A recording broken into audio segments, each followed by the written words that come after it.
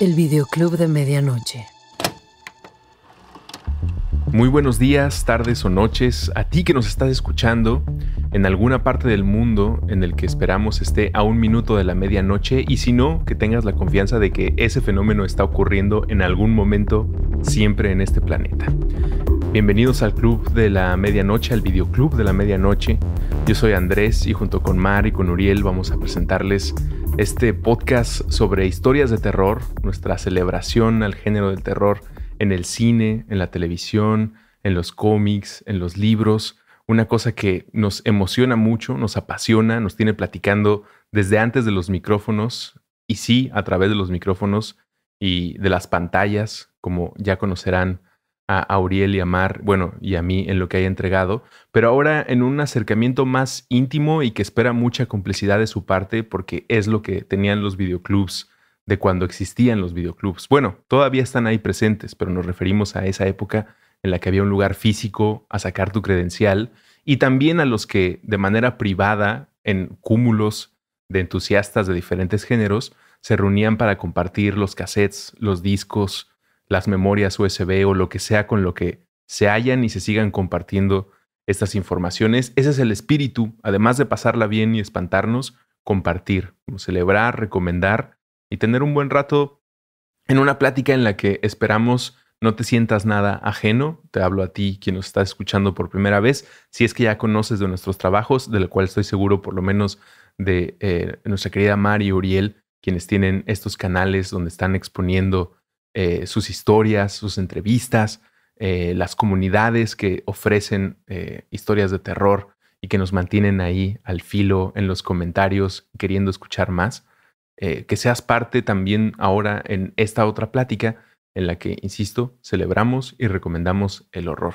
Me da mucho gusto estar otra vez hablando con un público ausente en este momento para nosotros, en esta locura en la que parece que estamos hablando con nadie y solo entre nosotros, pero que confío, estoy seguro, es una certeza en esta producción, a diferencia de muchas otras en mi carrera en el podcast, que hay más oídos del otro lado y que más que pronto sabremos de ustedes, de lo que sienten en esta conversación y de lo que ustedes también nos van a recomendar y señalar a partir de las historias que aquí expongamos. Así que bienvenidos al Videoclub de Medianoche. Vamos a presentarnos ahora de una manera no tan formal, y si así lo ha sido hasta ahora, no te espantes, normalmente no soy así de cuadrado, pero es el primer vuelo, entonces se tiene que empezar de alguna forma.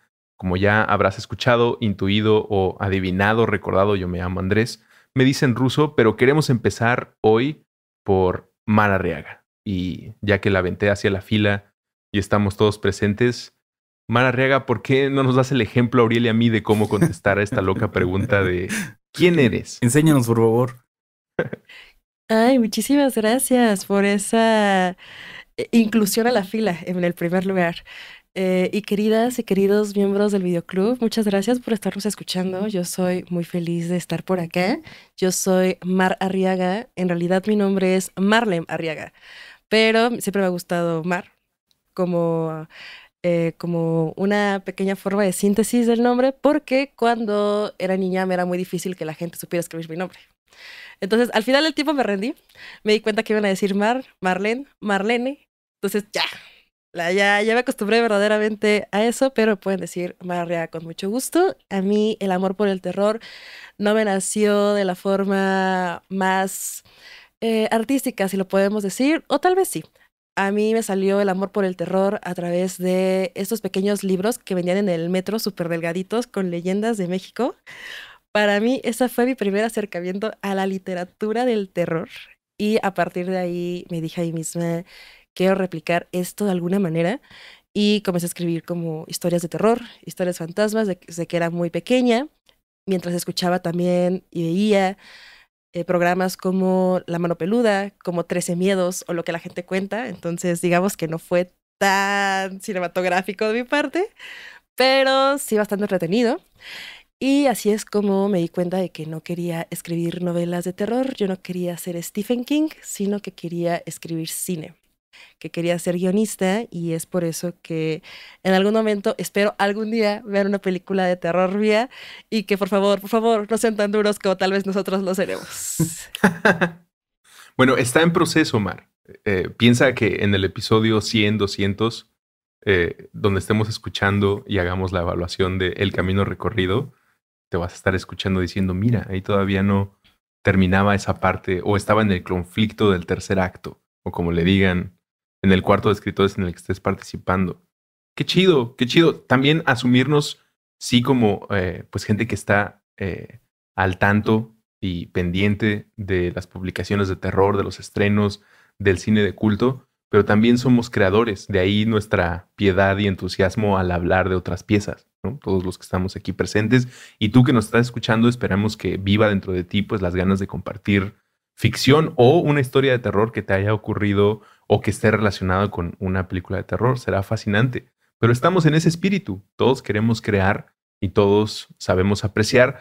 Tampoco quiere decir que vayamos a poner 5 corazones, 5 estrellas a todo, ¿no? Pero de lo que vamos a compartir, de lo que vamos a hablar, tiene que venir por esa vía, por la que nos ha emocionado y queremos que tú también te enteres, que Mar se entere, que Uriel se entere, que yo me entere. Yo me llamo Andrés, me dicen ruso, llevo mucho tiempo haciendo podcast en México, en Latinoamérica.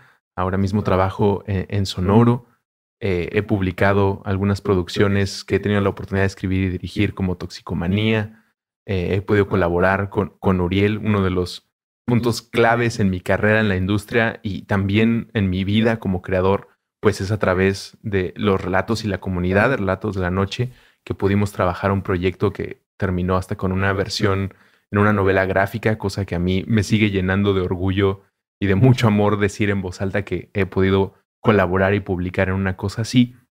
Recientemente entregamos un producto sobre Juan Gabriel, un documental de la mujer que llevó y que lanzó a Juan Gabriel al ruedo de Bellas Artes. Y bueno, en las rutas y en mi vida como podcastero también hay una vena del terror que viene desde muy niño, igual que Mar lo acaba de decir, pues quedé atrapado en esta cosa que yo la comparo mucho con el picante en las papas, que cuando un niño se acerca a la sensación de que pica, pero no puedes parar de comerlo, como este enfrentamiento de me gusta mucho, pero me está ardiendo la lengua, pero no puedo parar. Y entonces se crea como una cadena, la rueda empieza a girar y ya no se detiene y no se ha detenido y espero que nunca se detenga porque me ha llevado a puras cosas buenas. Es decir, son temas muy oscuros, son situaciones muy terroríficas, pero nunca ha habido una película, un cómic, alguna lectura, una fascinación por una historia de terror que no me haya terminado llevando a conocer una obra que me ha impactado más, o a un gran amigo, o a un gran colaborador, o las tres cosas al mismo tiempo. Y espero que eso sea también para todos ustedes. Estoy bien contento de colaborar en esta nueva pieza por invitación del buen Uriel, a quien ya conocía y seguramente referiremos en más de un episodio de otros proyectos en los que hemos trabajado, presentes y pasados. Pero antes de que Uriel responda a la tremenda y atemorizante pregunta de quién eres, faltó Mar que nos dieras el tag de tu presencia en YouTube. Tienes un canal y creo que esto no puede seguir avanzando si yo ya dije las placas y mi número de matrícula de dónde están las producciones y tú no hagas mención de tu exitoso canal de YouTube y tu publicación en podcast. Ay, muy bien. Entonces vamos a mencionarlo. Yo tengo un podcast que se llama Remanchados de Miedo, donde relato historias que me manda la gente y también entrevisto a personas muy cool, como lo fue Uriel en su momento. Lo es todavía eres cool. Solamente que fuiste invitado, más bien. Y de eso trata mi proyecto. Por si lo quieren ir a checar, me encuentran en todos lados como Remanchados de Miedo. Ahí estoy en Spotify, en YouTube, las redes sociales, Instagram y Facebook. Y pues ya mi Instagram personal, que es @mar.arriaga, la A del final es doble. Ahí está para que tengan el trabajo de Mar, que seguro muchas personas han llegado acá ya sabiendo y referidas gracias a tu actividad en redes y las publicaciones que tienes disponibles en el canal de YouTube. Caso similar de una magnitud muy merecida y muy celebrada, lo que tiene Uriel, quien se presentará para acá por si alguien no lo conoce.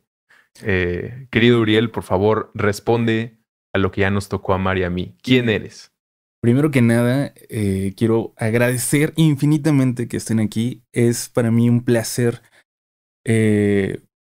literalmente un sueño trabajar con personas tan talentosas en lo que hacen. Se los he dicho a los dos por su lado. De verdad, les admiro un montón y poder estar en un proyecto juntos me parece una delicia. Y bueno, yo soy Uriel Reyes, tengo un podcast que se llama Relatos de la Noche, donde contamos historias que nos envía la gente. Un registro de historias paranormales, me gusta llamarle, porque me encanta pensar que lo escuchen en 20 años, en 30 años, cuando quizás yo ya no esté o los autores de las historias ya no estén, pero sobreviviremos a través de esos relatos. Y soy una persona extremadamente afortunada. Terminé dedicándome a una pasión que es el terror.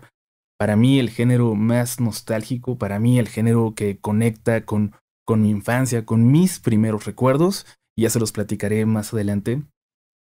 Es un género que me parece muy noble, que recientemente siento que tiene un reconocimiento que no tenía antes, que recientemente está siendo utilizado para contar grandes historias y que por momentos se ha olvidado. Digo, por supuesto que hay clásicos como Drácula o como Frankenstein, que siempre fueron tremendas obras de ficción, pero yo crecí en un momento en el que el terror era un género de segunda, en el que era más risible y no era respetado, y los grandes directores tal vez lo miraban con algo de desdén, salvo Kubrick, por ejemplo.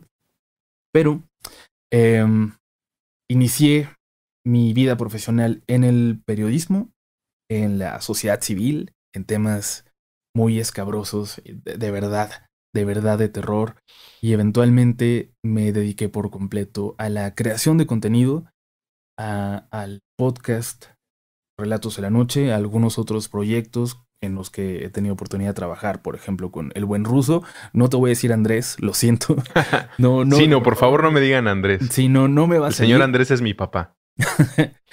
Y en algunas cosillas más, y por ahí escribimos también algo, un libro, que es uno de mis principales orgullos, de esas cosas que jamás pensé que iba a hacer. Pero bueno, tampoco pensé que iba a estar contándole historias a millones de personas, y eso me hace una persona extremadamente feliz, extremadamente agradecida.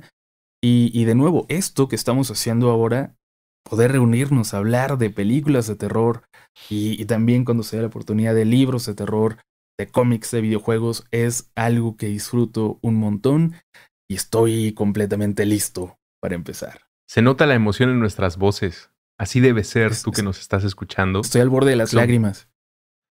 Somos gente muy apasionada por estos temas. Ya te lo habrás imaginado, deducido y muy probablemente consumido a través de los canales y en las piezas que hemos tenido la oportunidad de publicar. Muy de acuerdo con Uriel, somos gente afortunada, pero la fortuna favorece al aventado. Y en el caso de Uriel, por echarle las flores que se merece, pues siendo un autor publicado con el libro, pero también una figura ante una comunidad como la es la de Relatos de la Noche, que mantiene cierta vibra y cierto afecto por las historias de terror, y que es lo que en un rubro, en el podcast, en la gran industria que es el podcast, es un referente. Y pues qué emoción y fortuna para alguien como yo, como Mar, pues estar como parte de ese círculo hablando con esta gran comunidad. Bienvenidos a este videoclub de la medianoche. Tengo un pequeño párrafo que platicaba con Mari y con Uriel, pues es algo que diseñé para ver quién salía al ruedo y tenía la oportunidad de presentar todo este proyecto. Me ha tocado a mí, estoy contento y orgulloso, y se los quiero compartir antes de seguir presentándonos, porque creo que hace una buena entrada, un buen letrero en la puerta al cruzar la puerta que te da la bienvenida al videoclub de medianoche. ¿Por qué amamos lo que nos aterra? Piénsenlo. El terror es adrenalina pura sin el peligro real. Es la montaña rusa definitiva. Nos da permiso de explorar nuestro lado oscuro, de enfrentar miedos universales, la muerte, lo desconocido, perder el control, pero desde la seguridad de nuestra sala. El terror externaliza nuestras ansiedades. Los zombies son el miedo a perder nuestra individualidad. los fantasmas son culpa y memoria, las posesiones son perder el control de nosotros mismos. Y aquí está lo mejor. Compartir el miedo nos une. Por eso existe el Videoclub de Medianoche. Cada semana celebraremos y recomendaremos las historias de terror que nos obsesionan, las películas y series que nos mantienen despiertos, las que nos hacen voltear cuando caminamos solos de noche, porque el terror al final no nos aleja de la vida, nos hace sentir más vivos. Sé que suena muy cursi para hacer un podcast de terror, pero es lo que es. Y si es verdad, y si no es verdad, ¿qué haces acá escuchando y tan emocionado de saber qué películas te vamos a recomendar y de qué manera? Pero para llegar ahí, además de presentarnos con nombres, apellidos y proyectos, también es importante ubicarnos como un niño espantado, porque ese es un principio, creo que de todos los entusiastas del terror. Así que como vamos en orden, creo que Mar es quien debe contestar a continuación. Si recuerdas la primera película de terror que viste, si nos puedes dar medio santo y seña de cuántos años tenías, si fue decisión tuya o alguien te obligó a verla, cuéntanos. Es curioso porque la primera película de terror que vi, no la vi, tenía 6 años. Entonces, una vez fui a la casa de una de mis mejores amigas y entonces quiso poner la película del Aro. Y para ese momento la película del Aro para nosotras era así terrible y horrible y era así como la película que mi mamá me dijo que jamás podía ver todavía. Entonces lo que le dije es que no la podía ver, pero que me la platicara. Y literalmente todo el tiempo que estuve en su casa, Ruso, esas 3 horas que me dejaron ahí, me estuvo platicando la película y por Dios que cuando terminó el final llegó mi mamá y ya estaba así de aterradísima. Esa fue la primera película de terror de la que supe. Y tu Y ya introducción a los después- podcasts. Básicamente fue un podcast. Tienes toda la razón. Mira, terminaste ¿Tienes- haciéndolo. Me marcó Oye, verdaderamente. ¿Cuánto tiempo pasó entre que te contaron el Aro, que además aplausos y elogios a la persona que se atrevió a hacer eso con una niña de 6 años? Te voy a contar una historia, hija. Ven, todo empieza... También quiero saber, ¿todo empieza en Japón o todo empieza en Estados Unidos? ¿Quién te contó la historia? ¿Qué versión te contó? La de Estados Unidos, claramente. Ok. O sea, y aparte era otra niña de mi edad. Ah, entonces sea- te dijo, sale una güera. Que es- Exactamente. Exactamente. Y toda la película me la detalló así, parte por parte por parte. Y entonces mi imaginación fue mucho más poderosa ya cuando la vi. Después dije, sí, claramente sí le hizo justicia porque era aterradora. Yo creo que la vi unos 10 años después. O sea, pero yo ya la conocía. O sea, obviamente cuando a mí me preguntaban, ¿ya viste el Aro? Yo decía, mega, ya vimos el Aro. Y ya después de ahí, la primera película que sí vi, ya fue por esa época, ya tenía como unos 12. Ya fue de forma intencionada. Evidentemente todo ese tiempo vi lo que la gente cuenta y 13 miedos y quiero creer que contó de alguna manera. Pero ya la primera película que vi fue en el canal 11 y fue Veneno para las Hadas de Taboada. Wow. Ah, Excelente introducción. Fue Sí, es entrar increíble. por una puerta dorada. Sí. Sí, verdaderamente. Y entonces yo cuando terminé de ver esa película, caché todo. Todo. Para mí fue como recibir toda la información de que era el cine en México.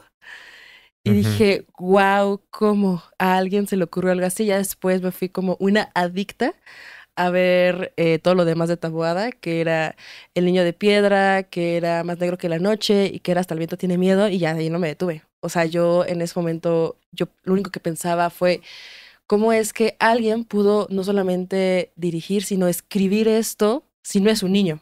O sea, eso es lo único que pensaba. ¿Cómo lo escribió si no es un niño? ¿Por qué entendió cosas de niños? Y ya, o sea, esa fue mi primera película. Tú, Russo, cuéntanos, ¿cuál fue tu introducción al mundo del terror? Cuéntanos cuál fue esa primera película en la infancia que tal vez debiste ver o no. Antes quiero decir que va a haber uno o varios episodios dedicados a Taboada.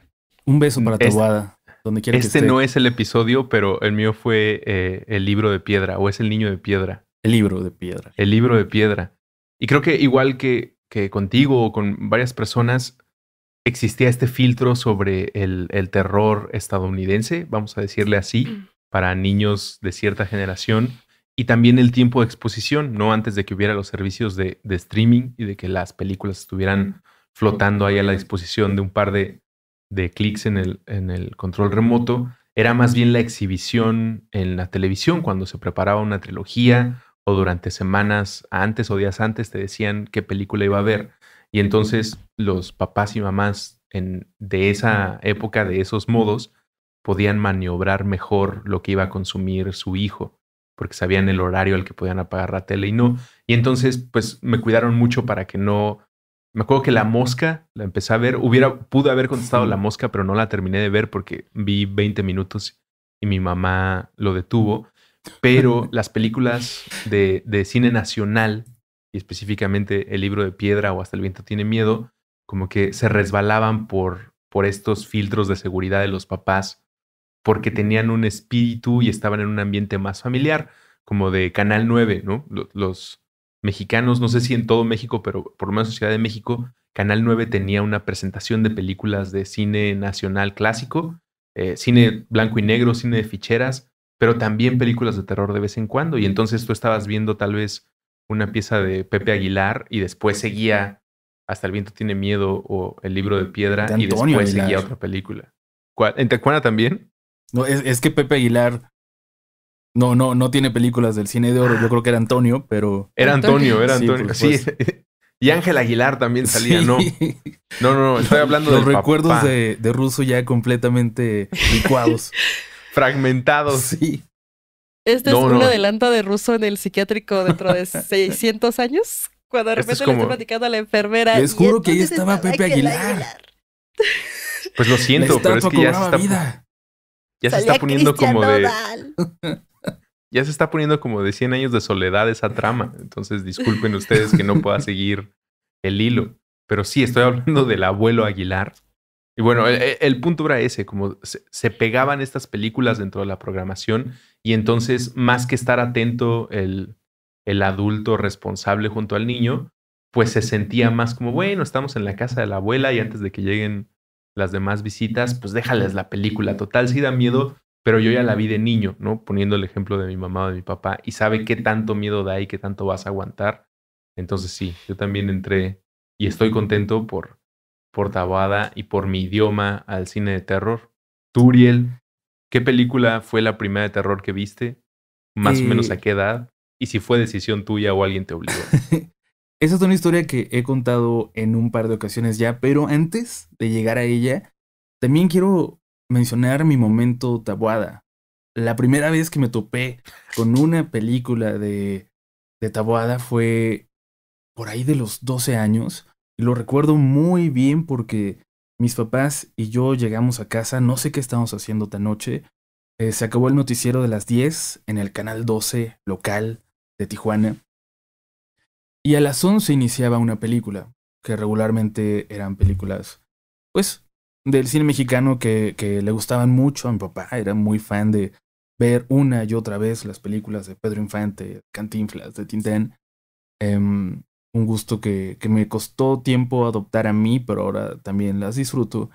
Pero en esa ocasión, lo que inició como una película que estaba en el fondo mientras cenábamos de forma tardía, se convirtió en algo que nos llamó la atención a los tres, incluidos mis papás, que no para nada eran fans del terror. Mi mamá odia las películas de terror, a mi papá nunca le gustaron, pero en ese momento todos estuvimos como atraídos a la televisión.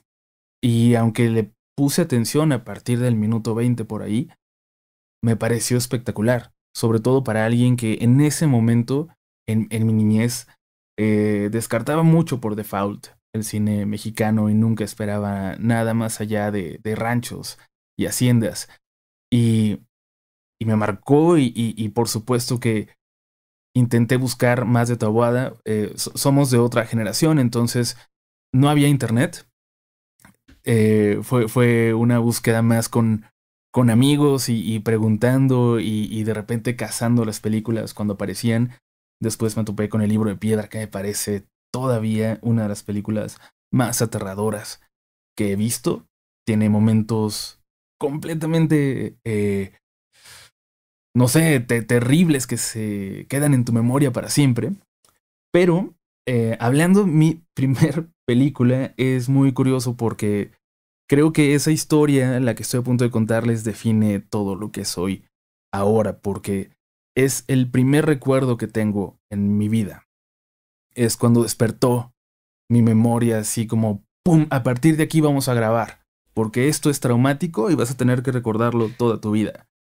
Mi papá era policía por allá de finales de los 80 y en alguna ocasión llegó a casa con un televisor nuevo y una videocasetera que no teníamos. Para estrenar la videocasetera fue y sacó membresía en un videoclub que se llamaba Videoclub Frontera o algo así, en la calle Insurgentes, en Tijuana. Y él escogió algunas películas para él, de acción, de Charles Bronson. Y para los niños, que eran mis hermanas, 5 y 10 años mayores que yo, pues llevó una bonita película de terror porque a ellas les encantaban. Y llevó Evil Dead 2, El Despertar del Diablo 2. Y uno de mis primeros recuerdos es estar viendo junto a mis hermanas esa película donde una mujer sin cabeza sale de su tumba y empieza a bailar afuera de una cabaña. Creo que cualquier persona que la haya visto no me dejará mentir. Es una película difícil para un niño, especialmente para un niño de 3 años. Pero eso se convirtió en una adicción, ese miedo, ese terror que sentía, ese apagar la luz y correr a tu cama antes de que algo te agarrara. Me convirtió en lo que soy ahora, me hizo un obsesionado del cine de terror, eventualmente de la literatura de terror y pues mira, gracias a esa imprudencia de mi papá, a que mi mamá nos dio permiso de verla y a que mis hermanas me obligaron a estar ahí en ese sillón, ahora existe algo como Relatos de la Noche. Hay una cosa ahí con querer compartir o empujar el terror en los demás, ya sea una amiga a los 6 años contándote una historia que ni ella debió haber visto, o una película que llegó a los ojos de un niño de 3 años, o una película que se traspapeló ahí en la programación y entonces ya la dejaron puesta.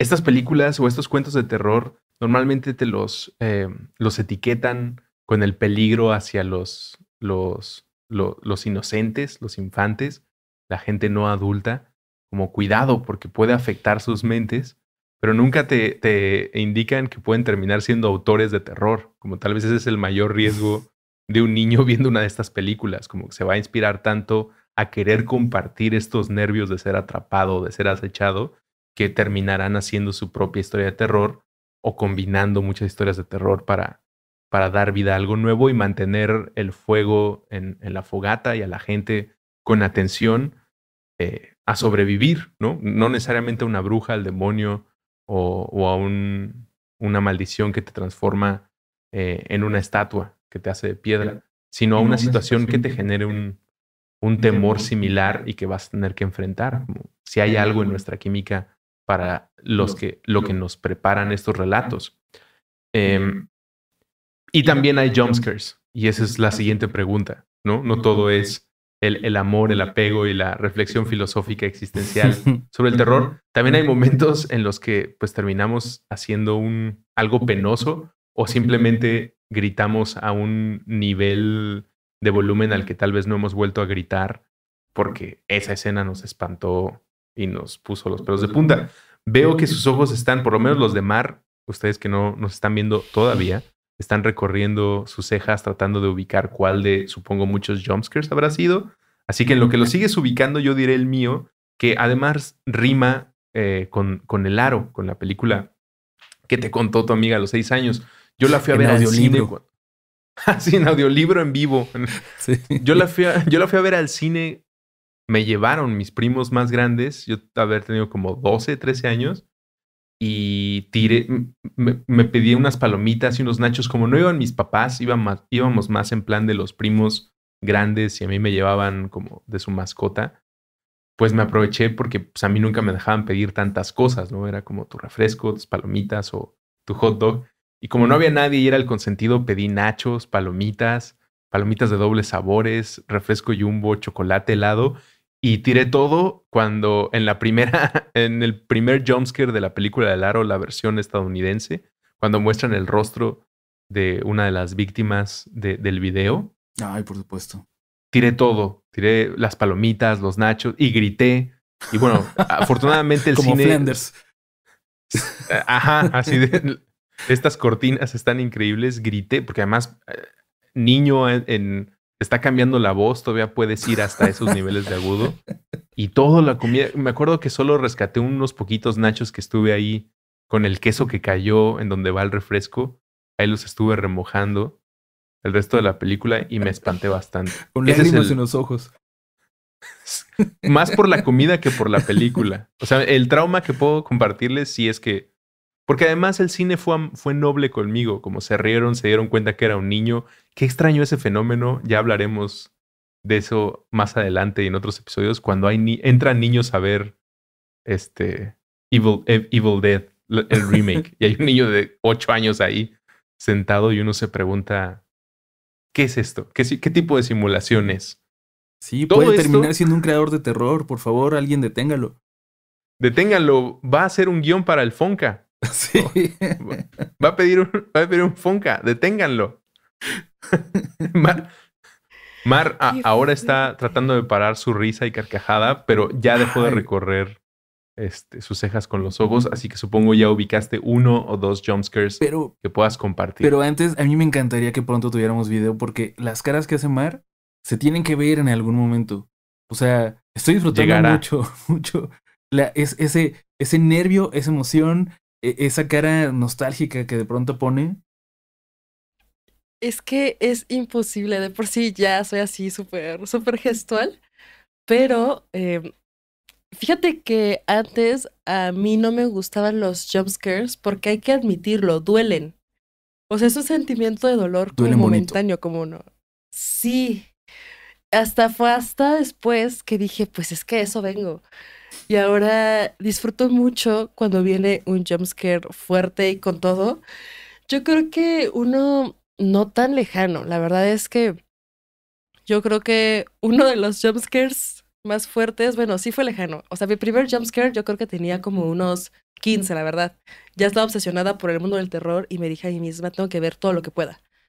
Así que hay una parte de Chucky, cuando de repente Chucky sale, o sea, como que se levanta de repente y corre rápido. Y recuerdo que fue tan grande el jumpscare que me caí de la cama. O sea, fue que hice como... ¡ah! Y yo sí soy así súper expresiva, como pueden notarlo, entonces valió. Y el otro que tal vez recuerdo que fue icónico, fue apenas, tiene como un par de años, y fue en Sonríe. Hay una escena de Sonríe cuando está la persona en el carro y de repente alguien va caminando directamente hacia ella y entonces se para junto a la puerta del auto y de repente la cabeza da como un pequeño giro por la ventana. Mi grito fue tan bien colocado que pareció que venía de la película. O sea, fue el tipiquísimo grito de película de terror, así de Scream Queen. Y fue tan bien colocado, gente, que nadie en la sala me dijo nada. O sea, como que normalmente cuando alguien grita o algo así, la gente voltea como, ¿qué onda, no?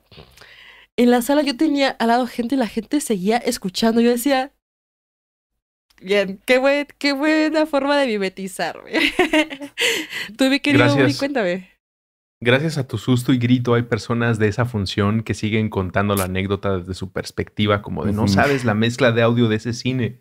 Cada vez que salga una película hay que ir a esa sala. Un día escuché un grito que parecía que estaba allá adentro la señorita. Se generaba un efecto Mandela, ¿no?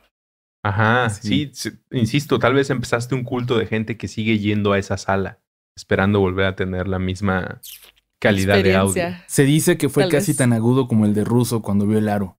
Casi. O sea, no llegó a esos decibeles, pero estuvo a punto.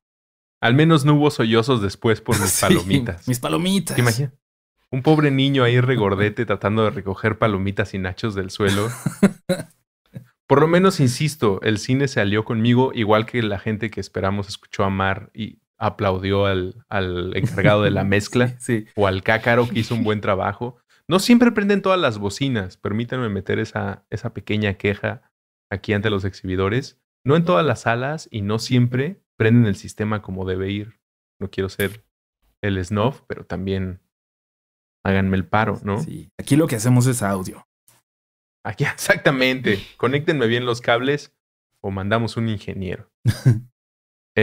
Uriel, tú seguro también tienes muchos jumpscares, pero eres el tercero que recibe esta pregunta, así que ya debes tener ubicado Sí, por supuesto. el, pero el 1. antes, ¿qué menospreciadas están Sonríe 1 y 2? De verdad, creo que yo tardé mucho en entrarles porque el tráiler me parecía muy de película genérica barata. El póster era terrible. Sí, sí, sí. Pero muy, muy buenas películas. Me gustan y las disfruto mucho y espero que sigan haciendo más. A ver qué pueden explorar en ese mundo. Pero, a ver, creo que tengo dos jumpscares que recuerdo muy bien ver en el cine. Creo que en el mismo año, ambos, debe ser por ahí 2001. El Aro, la adaptación de Gore Verbinski, que a mí, como la vi antes que la original, me gusta más. Seguramente Russo pensará que eso es un sacrilegio, y lo entiendo, pero la vi antes. Entonces, de repente, ver el ritmo de la japonesa no sé. Sé que es un sacrilegio lo que estoy diciendo, pero hay varios remakes que me gustan más que los originales. Y esta adaptación de Gore Verbinski me pareció muy buena porque además es una historia de misterio donde hay que descubrir el secreto que hay detrás de toda la trama, detrás de ese video.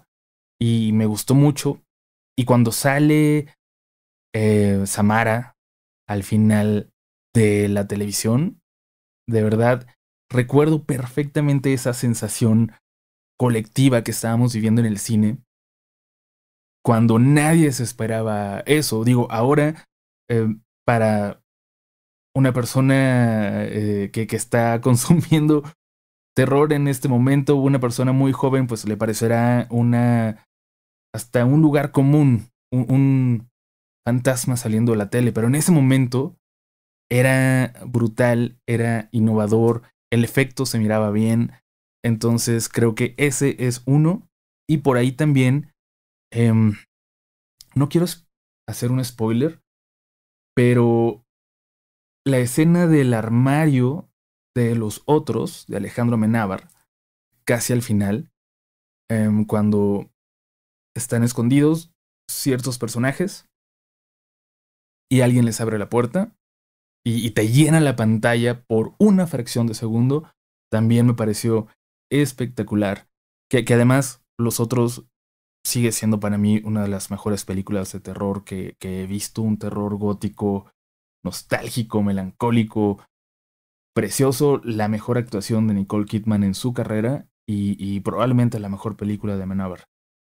Pero todo esto es para contarles una historia del primer gran jumpscare de mi vida.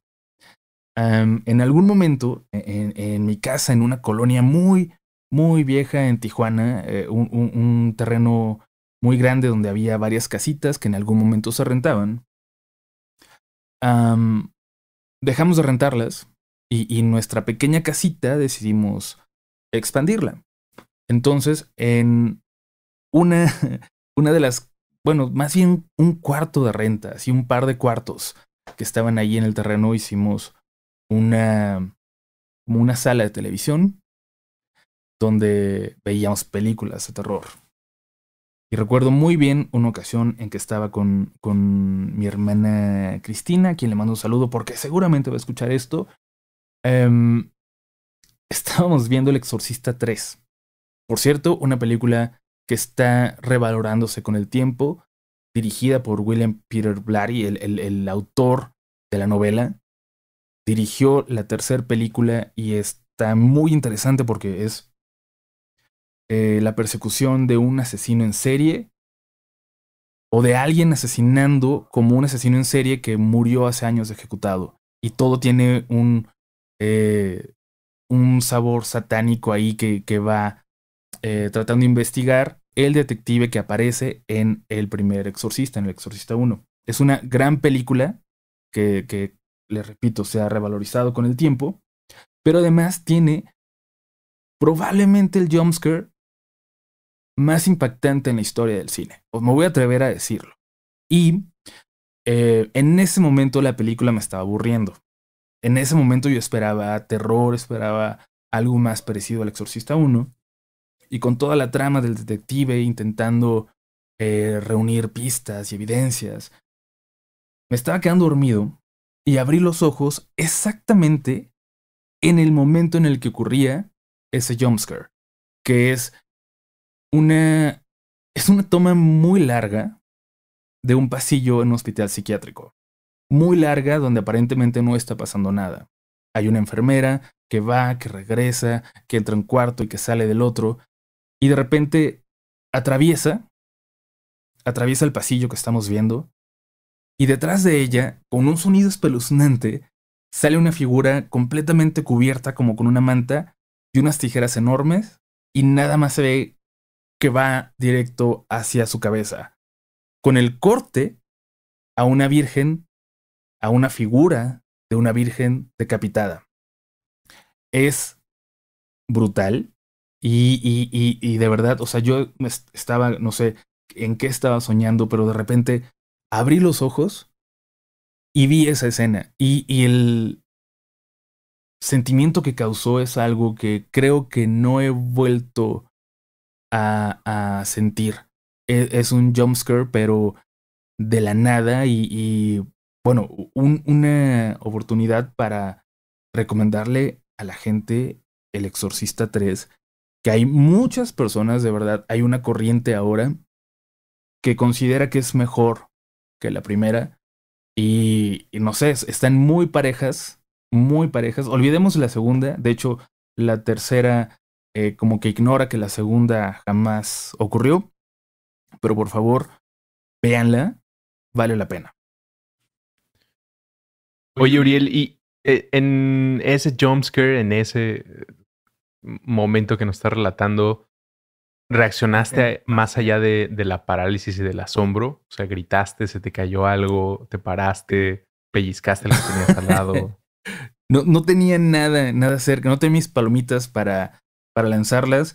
No hice un grito tan agudo como los de ustedes, pero sí sentí, o sea, eso literal lo sentí en mi corazón, en mi pechito de niño pequeño. O sea, una sensación realmente que aún no he vuelto a sentir por una película de terror. Bueno, pero que siempre puedes revisitar. Creo que también Sí. por eso películas no solamente de este género se vuelven familiares que vas y visitas, sí añorando esa primera vez, pero también porque ya se vuelven parte de tu rutina. Y entonces tienes mal de amores y vuelves a ver Sí. una película de Nolan. No sé, o sea, tienes ahí como algunos parientes con los que platicas o tienes una tipo de relación o sensación que te dan por las cuales visitarlas te da algo bueno. Y en el terror podría parecer como, ¿por qué alguien estaría visitando algo tan horroroso? Pero tiene en su capacidad de asombrar o de mantenernos presentes, tiene algo muy positivo. El terror, igual que la comedia, ¿no? El drama no sé, pero el terror y la comedia te hacen estar ahí. Cuando te estás espantando. Te hacen recordarlo. Pues digo, bueno, para empezar, debo decir que dije sensación que no he vuelto a sentir, y eso es culpa de que nos mandaron whisky para estar grabando este episodio. Me pongo redundante con el whisky, pero eso es parte de lo valioso del terror. Digo, te puede gustar Forrest Gump, te puede gustar el Ciudadano Kane, pero no recuerdas en específico un momento y cómo lo viviste y cómo te hizo sentir. Y el terror, sí, o sea, el terror lleva tu mente, tu espíritu a un nivel que otros géneros no pueden. Y quieres andar espantando a los demás, ¿no? les quiere decir como, ve a ver esa película. Y Sí. quieres verlos y grabarlos cuando se espanten, cuando platicamos de experiencias en el cine o viendo en salas.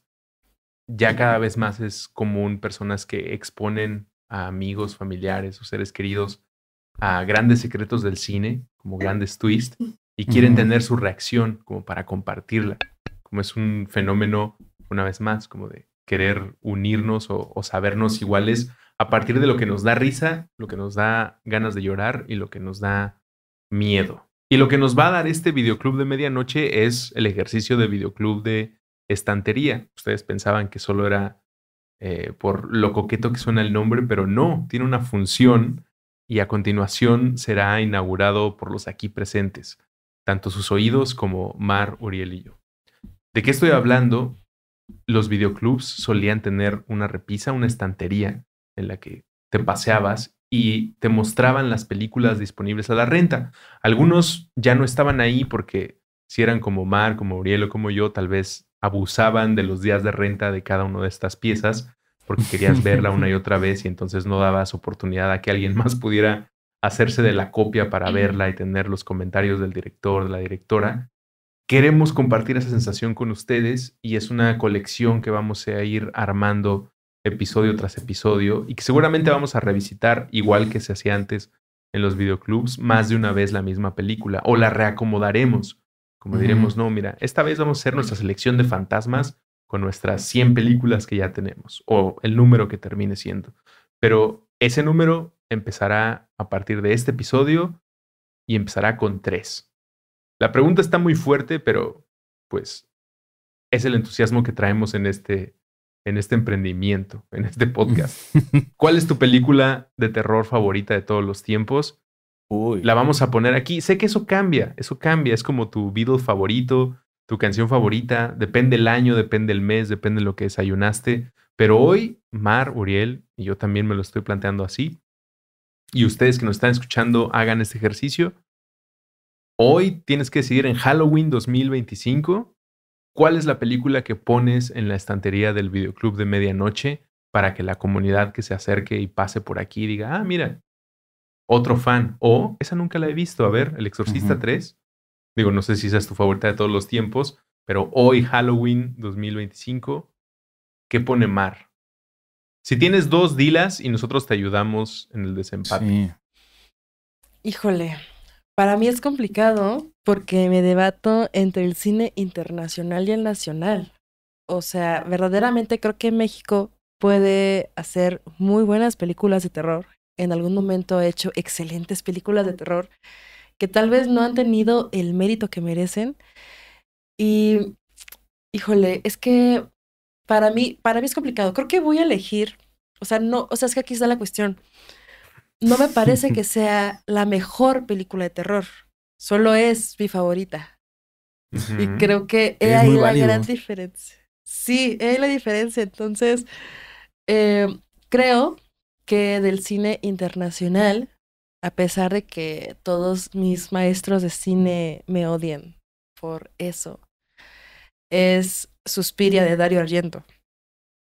No podría decir que no. O sea, todos mis profesores actualmente consideran que Suspiria está mal grabada, hace apologías terribles, pero yo cuando vi Suspiria la primera vez, dije, ¿qué es esto?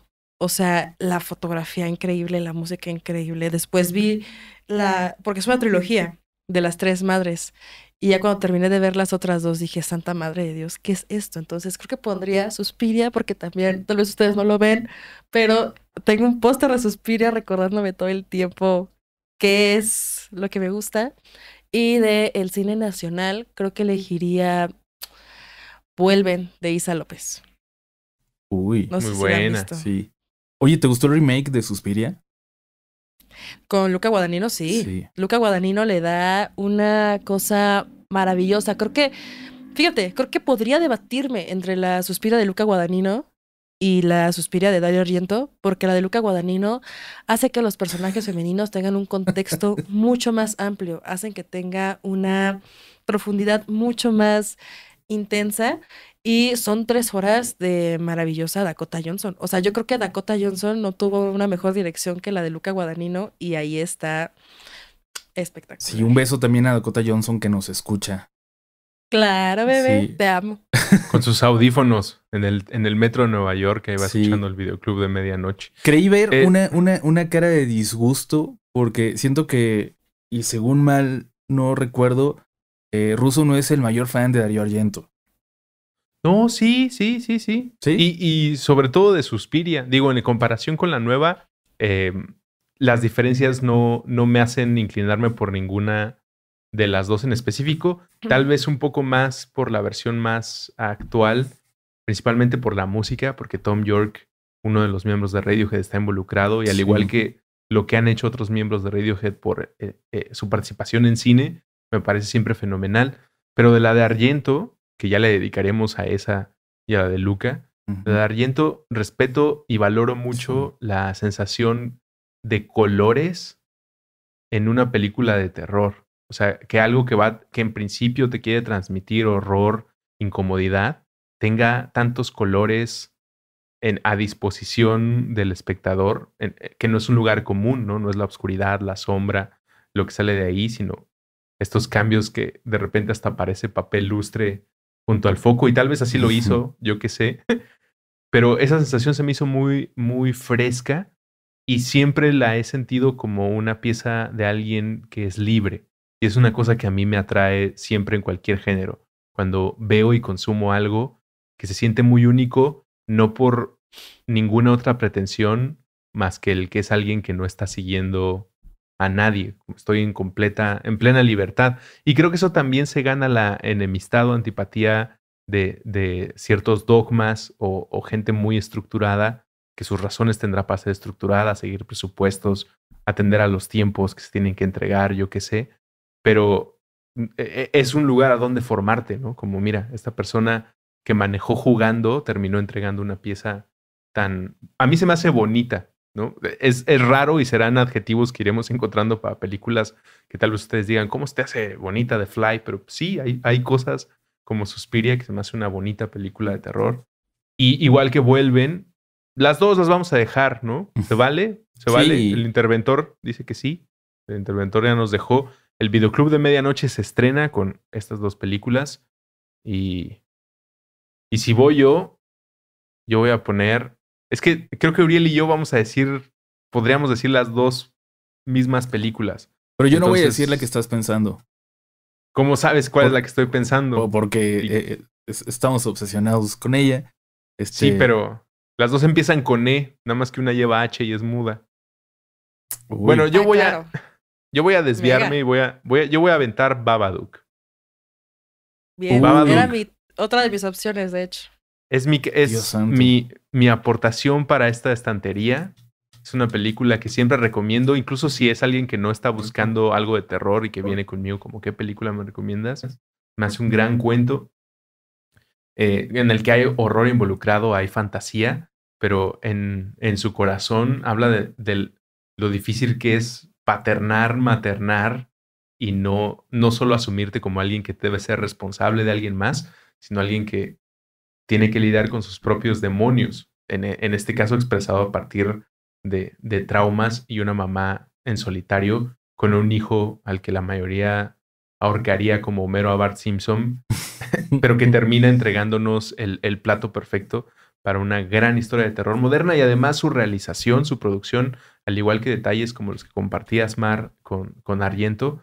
Pienso que la directora que sacó adelante el proyecto de Babadook tiene una gran historia que en otro episodio del Videoclub de Medianoche podemos profundizar, ¿no? Alguien que se acercó al cine de una manera empírica, como con el deseo de poder expresar sus ideas en la pantalla grande, utilizar celuloide, editar, y se acercó a cineastas y a partir de muchos esfuerzos logró terminando esta pieza tan maravillosa que es Babadook y que ahora está en la estantería. No sé si en el misma repisa, bueno, ahorita sí, porque son las 3 que llevamos, que Vuelven de Isa López, que Suspiria de Dario Argento y que la siguiente película dicha por Uriel.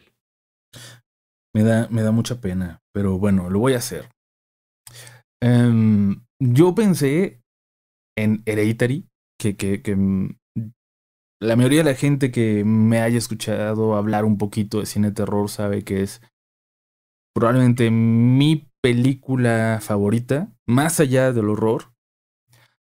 Y también pensé en otra que para mí es una película de Navidad y también es una película de horror más allá de su categorización original, que es Ojos bien cerrados, Stanley Kubrick. Yo creo que es una película de terror.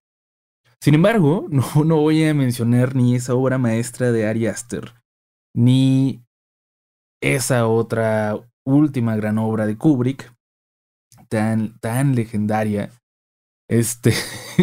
Me voy a ir al extremo y voy a recomendar una película muy mala, pero que es probablemente lo que más renté cuando era niño, la que iba a alquilar todo el tiempo al videoclub. Un VHS que se gastó porque mis hermanas y yo íbamos por él todo el tiempo. Es una película espantosa que pueden encontrar en YouTube porque a nadie le importa reclamar los derechos de ese bodrio, pero creo que es muy disfrutable por lo que es cine ochentero de serie B, completamente dedicado a asustar de una forma bastante barata. Se llama Video Dead, también conocida como Sótano Siniestro, también conocida como La muerte viaja en video. Y es una premisa que les puede parecer interesante, pero no lo es tanto. Es una... Es más, ni la vean, dice Uri. Pero véanla, por favor, es muy divertida. Véanla, borrachos. Un señor solitario en un suburbio estadounidense cerca del bosque recibe una televisión que él no pidió. Sin embargo, los mensajeros le dicen que alguien la tiene que recibir. Se la queda. Y cuando la prende durante la noche, lo único que se ve es una película de zombies. En blanco y negro, algo que se ve bastante... Eso sí envejece bien. Esa parte de la película. Eventualmente, esos zombies salen de la televisión. Y ese momento en el que el primero de ellos voltea hacia la cámara, se acerca a la pantalla y sale de la televisión, me sigue pareciendo un momento brillante en una película muy mala. Y es muy disfrutable por lo que es una mala película de terror. Tendrán que saber, para quien aún no lo sepa, que yo tengo una debilidad por el cine de terror de los 80, por el cine barato donde se notan las máscaras y donde había solo efectos prácticos y ganas de crear, más que nada. Entonces, yo voy a ir sin querer contra esas grandes películas que han mencionado y voy a poner como una de mis películas favoritas en este videoclub, Sótano Siniestro. Video Dead.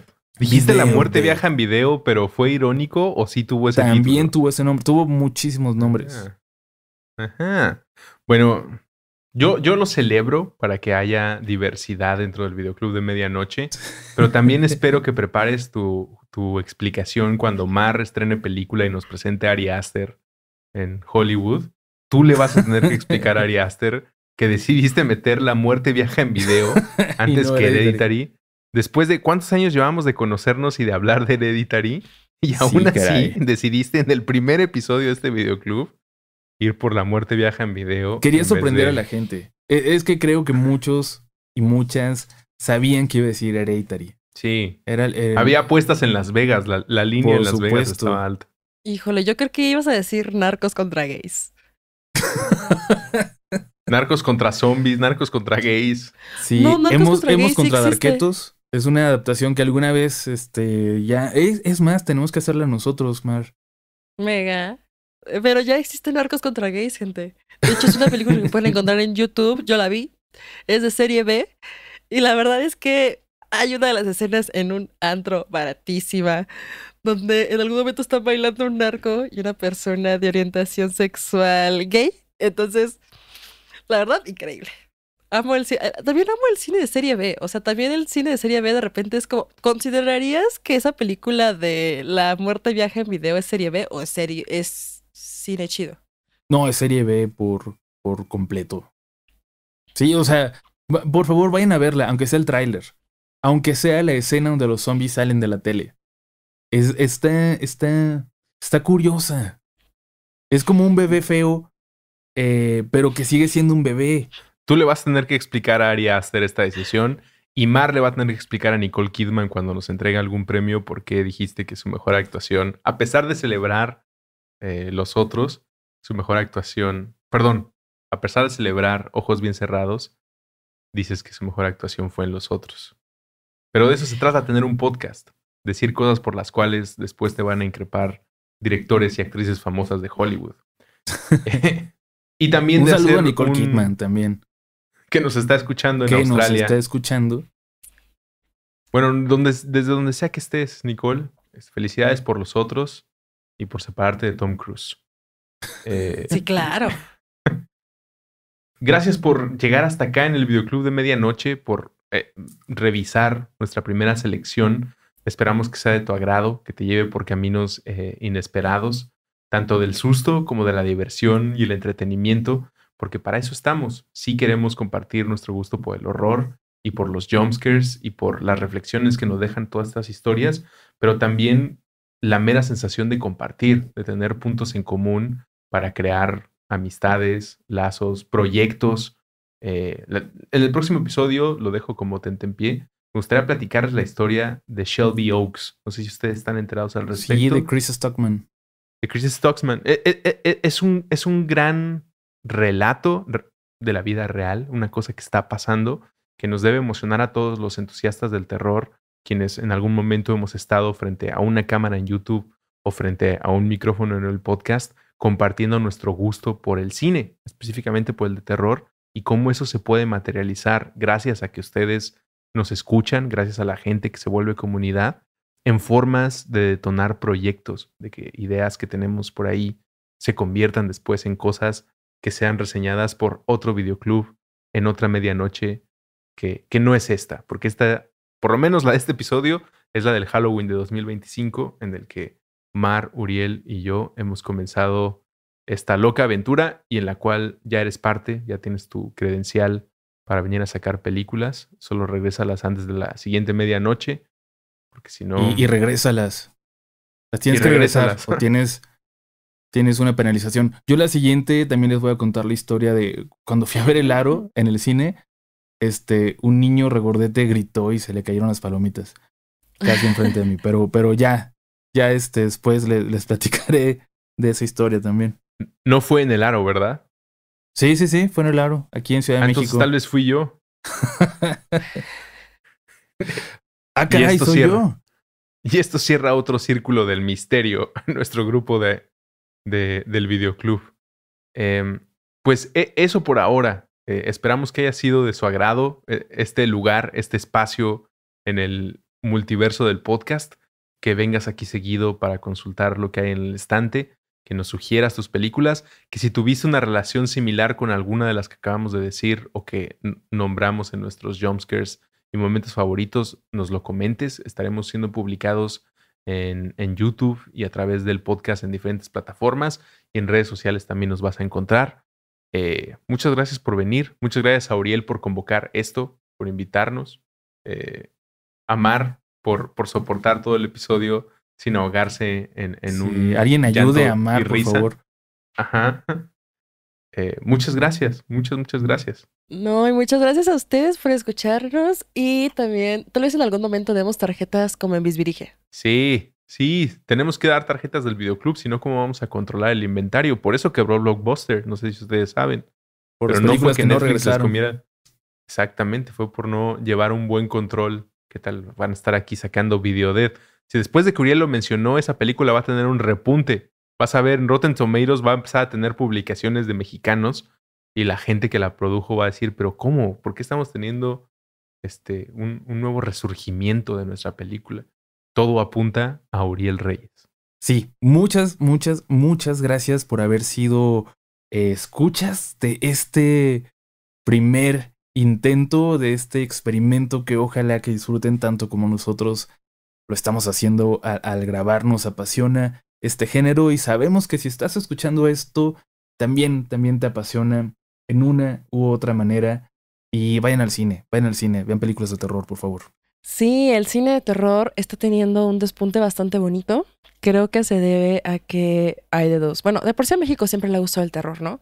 Pero yo también creo que estamos en una época donde el cine de terror puede tener buenos resultados. Obviamente tenemos películas que están medias extrañas, pero el intento se hace y con eso ya vale la pena.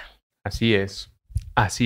Gracias por estar aquí. Gracias a ustedes. Gracias a Uriel por la idea y por invitarnos. Gracias a Mar por estar aquí. Gracias a ti por escucharnos. Esto es el Videoclub de Medianoche. Nos vemos la siguiente semana. El Videoclub de Medianoche es una producción de Sonoro y Relatos de la Noche, conducido por Mar Arriaga, Uriel Reyes y Andrés Vargas Russo. Síguenos en redes sociales, @el Videoclub de MN en Twitter y @el Videoclub de Medianoche en Instagram, TikTok y YouTube. No olvides suscribirte, califícanos y déjanos una buena reseña en tu plataforma de podcast favorita.